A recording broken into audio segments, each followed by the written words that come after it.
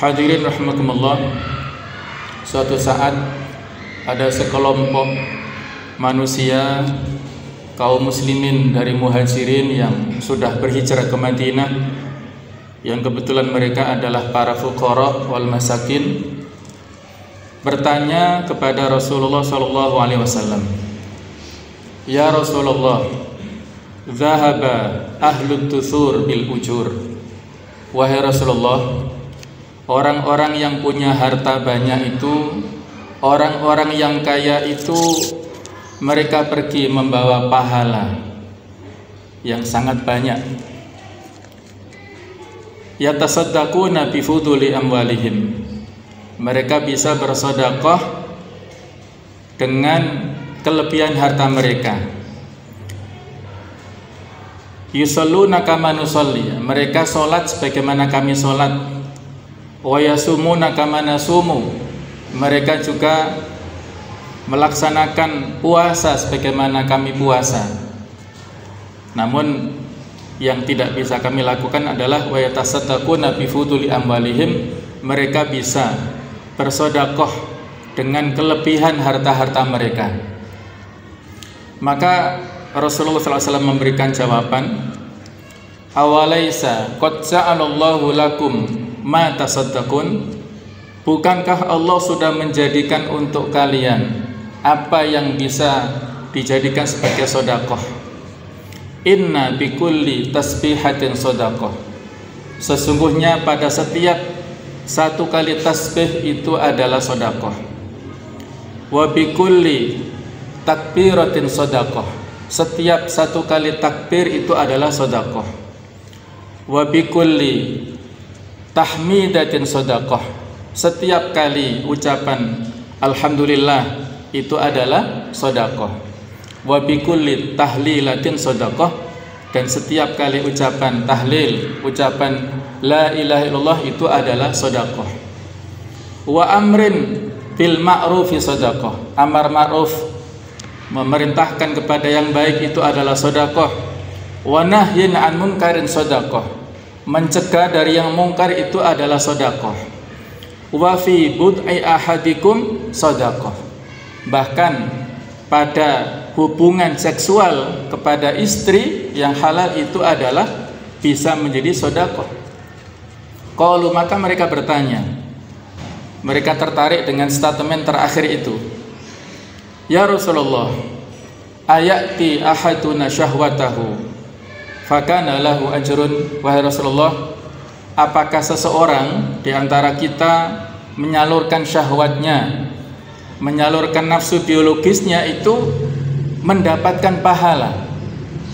Qala, maka beliau memberikan jawaban, ara'aitum law wada'aha fi haram fakana alaihi wizrun wa kadzalika idza wada'aha fil halal kana lahu ajrun.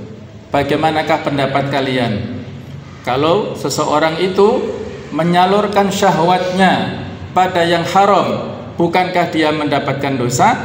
Begitu pula pada saat dia menyalurkan syahwatnya pada yang halal, maka dia mendapatkan pahala. Rawahu Muslim. Hadis ini sahih, riwayat Muslim. Bisa kita baca di hadis Arba'in yang ke-25. Jemaah sekalian rahimakumullah, hadis ini adalah hadis yang mulia, yang banyak memberikan pelajaran kepada kita. Ibnu Rajab Al-Hambali memberikan komentar bahwa ketika orang-orang miskin itu bertanya kepada Rasulullah SAW, bukan dalam rangka hasad atau iri yang negatif, tetapi mereka dalam rangka ghibthah atau iri yang positif. Orang-orang yang memiliki kekayaan, punya harta banyak itu, mereka punya peluang untuk melakukan sedekah dengan harta yang mereka miliki. Mereka bisa masuk surga dengan potensi harta yang mereka miliki dengan sedekah itu. Nah, bagaimana dengan kami? Itulah pertanyaan dari kaum muhajirin yang fuqara wal masakin itu, yang sebagian adalah mereka tinggal di emperan Masjid Nabawi saat itu, yang disebut dengan ashabus suffah atau ahlus suffah. Jumlahnya ada yang mengatakan bahkan sampai 400 orang tinggal di Masjid Nabawi. mereka tidak punya pekerjaan. Mereka fokus untuk belajar ngaji kepada Rasulullah SAW. Jadi seperti semacam pesantren lah pada saat itu ya. Ini adalah bisa kita katakan pesantren pertama dalam Islam di Masjid Nabawi. Santri-santrinya adalah Ashabus Suffa itu. Mereka fokus belajar Al-Quran dan mengajarkan, dan mereka fokus untuk berjihad, dikirim ke ekspedisi-ekspedisi. Itu dipertahankan sejak zaman Nabi, kemudian zaman Abu Bakar. Nah, pada zaman Umar mereka dikirimkan ke pelosok-pelosok negeri untuk menjadi dai, untuk menjadi pejabat, gubernur, wali kota. Nah, mereka sudah mapan dari sisi bekal keilmuannya. Jadi inilah orang-orang yang ingin berlomba-lomba untuk melakukan kebaikan, tapi caranya yang belum tahu, sehingga mereka bertanya. Pertanyaannya adalah apa yang bisa kita lakukan? Maka dalam hal inilah Rasulullah SAW memberikan jawaban yang arif dan bijaksana.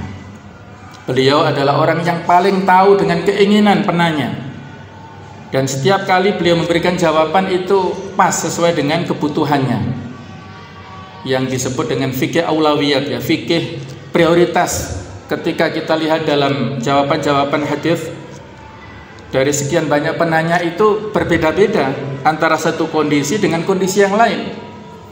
Dalam momentum yang lain ketika ada yang bertanya, ya Rasulullah ayul amal afdal, wahai Rasulullah amal apa yang terbaik, beliau memberikan jawaban al-jihadu fisabilillah.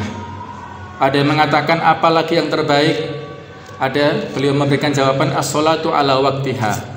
Ada lagi diberi jawaban birrul walidain. Jadi masing-masing berbeda setiap orang. Apa yang prioritas yang dia lakukan itu tergantung kepada kondisi dan kemampuannya sendiri-sendiri. Satu orang dengan yang lainnya berbeda-beda. Maka disinilah fastabiqul khairat, kita hendaknya berlomba-lomba dalam kebaikan. Wa fi dzalika falyatanafasil mutanafisun. Untuk mendapatkan surga itulah hendaknya kita berjuang, berlomba-lomba, mencurahkan segenap energi kita. Ittaqun nar walau bisyikki tamrah, takutlah kalian kepada neraka walaupun dengan satu potong biji kurma itu. Kalau dengan itu kita bisa sedekahkan, ikhlas karena Allah, bisa jadi itulah yang nanti bernilai pahala besar di sisi Allah Subhanahu wa taala. Jadi semangat yang dimiliki oleh para sahabat ini patut kita tiru ya. Mereka semangat untuk bertanya, untuk dilaksanakan. Dan dalam hadis ini di samping menceritakan tentang masalah sedekah itu adalah amal yang baik, juga ada amal praktis yang bisa kita lakukan semuanya. Orang kaya mampu, orang miskin apalagi sangat mampu, yaitu dengan memperbanyak zikir setiap waktu, setiap saat. Kecuali yang dilarang di tempat kamar mandi misalnya tidak boleh. Tapi di luar itu kita memperbanyak, apakah dengan mengucapkan tasbih, tahlil, tahmid, takbir dan sebagainya. Ini harus kita rutinkan setiap waktunya. Pernah dalam hadis yang lain ditanyakan oleh Rasulullah, manusia muslim mana yang paling baik nanti pada hari kiamat? Beliau memberikan jawaban adalah orang yang paling banyak berzikir kepada Allah Subhanahu wa taala. Ibnu Taimiyah mengatakan kebutuhan seorang muslim kepada zikir itu seperti kebutuhan ikan kepada air. Bisa kita bayangkan, ikan tidak bisa hidup tanpa air, menggelepar-gelepar kepanasan. Begitu pula seorang muslim, kalau dia tidak berzikir, maka dia tidak bisa bertahan lama. Maka disinilah pentingnya kita membaca wirid, zikir, kalimat thayyibah sebanyak-banyaknya. Bisa dengan kita sebutkan tadi tasbih, tahmid, tahlil, takbir, juga bisa dengan istighfar sebanyak-banyaknya, bisa dengan bersolawat sebanyak-banyaknya. Waktu yang kita dapatkan sehari semalam ini bisa beribu-ribu kita ucapkan zikir itu, apalagi di dalam perjalanan ya. Mari kita isi dengan berzikir, berwirid yang itu mengkoneksikan antara kita dengan Allah Ta'ala. Kemudian jamaah sekalian, di potongan hadis ini tadi yang akhir adalah menyampaikan tentang masalah jima ataupun hubungan suami istri yang legal, yang halal ya. Ada sebagian ulama mengatakan walaupun seorang suami berhubungan dengan istrinya yang halal itu tanpa niat, artinya tidak ada unsur untuk ta'abbud taqarrub ya, mendapatkan pahala, tetapi ketika dia menyalurkan itu syahwatnya dan itu adalah hak masing-masing, maka itu juga bisa bernilai pahala, bisa bernilai sedekah. Maka orang yang berumah tangga itu pahalanya, potensinya itu lebih banyak. Sehingga bagi adik-adik yang masih bujangan ya, mari ya kita mampukan diri kita masing-masing untuk bisa nantinya menggapai etape perjalanan hidup yang berikutnya, yaitu dalam sebuah rumah tangga yang dengan itulah kita akan bisa mendapatkan banyak sekali keberkahan. Mudah-mudahan ada manfaatnya dan bisa menjadi pemicu semangat bagi kita semuanya untuk berlomba-lomba dalam segala macam jenis kebaikan, bukan hanya yang kaitannya dengan ibadah mahdhah, ibadah khusus, tetapi ibadah sosial itu juga penting untuk kita lakukan.